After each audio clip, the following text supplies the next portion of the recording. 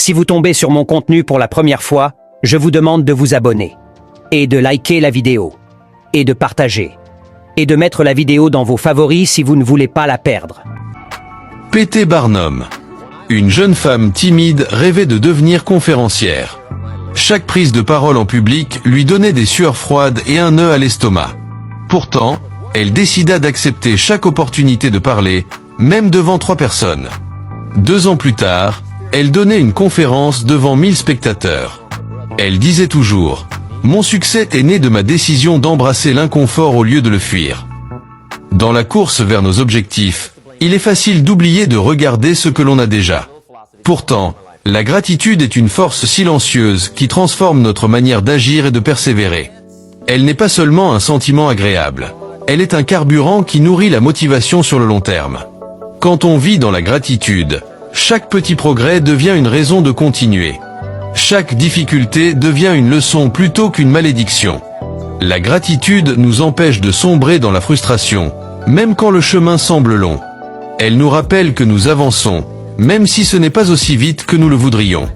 Elle change notre rapport au manque. Au lieu de se plaindre de ce qui manque, on se réjouit de ce qui est déjà là.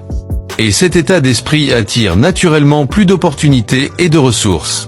La gratitude agit comme un filtre qui met en lumière ce qu'il y a de bon dans chaque journée. Sans elle, on risque de ne voir que les obstacles. Avec elle, on repère aussi les portes entr'ouvertes. Les plus grands leaders et entrepreneurs pratiquent la gratitude quotidiennement, souvent en silence.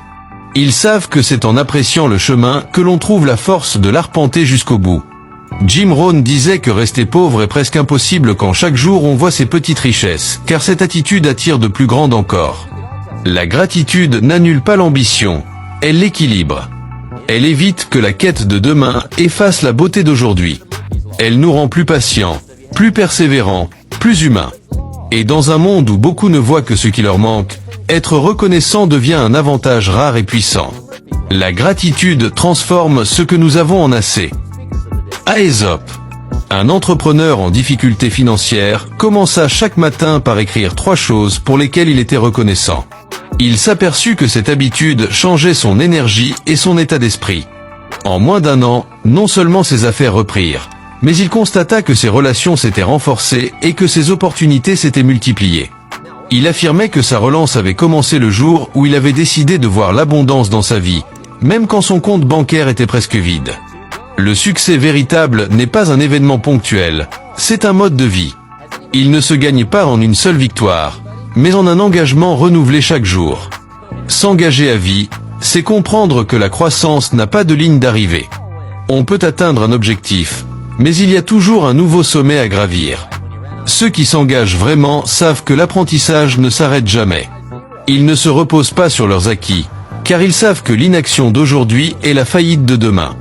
L'engagement n'est pas seulement envers ses rêves, mais envers soi-même, envers la personne que l'on veut devenir.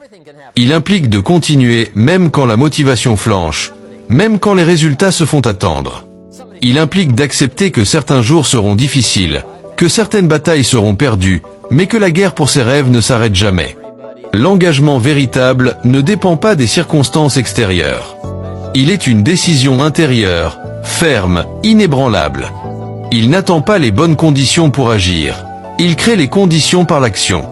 Jim Rohn disait « Le succès est quelque chose que l'on attire par la personne que l'on devient. Et pour devenir cette personne, il faut s'engager dans une amélioration constante. Cet engagement est parfois invisible aux yeux des autres, mais il se voit dans les résultats que l'on obtient au fil des années. C'est un pacte silencieux que l'on signe avec soi-même. Peu importe le temps, peu importe les obstacles, je continue. Ce pacte devient une identité, une manière d'exister. Et un jour, on réalise que la réussite n'est pas une destination, mais un compagnon de route. S'engager à vie, c'est refuser de revenir à l'ancien soi. C'est décider que la pauvreté, dans toutes ses formes, n'aura plus jamais de place dans notre existence. L'engagement est ce qui transforme une promesse en réalité. Abraham Lincoln. Un ancien athlète paralysé après un accident refusa de se laisser définir par son handicap. Chaque jour, il s'engagea à s'entraîner, à apprendre, à inspirer les autres depuis son fauteuil roulant. 20 ans plus tard, il avait non seulement retrouvé une indépendance physique partielle, Mais il était devenu conférencier international, rappelant que l'engagement dépasse tout. Si vous tombez sur mon contenu pour la première fois, je vous demande de vous abonner, et de liker la vidéo, et de partager, et de mettre la vidéo dans vos favoris si vous ne voulez pas la perdre.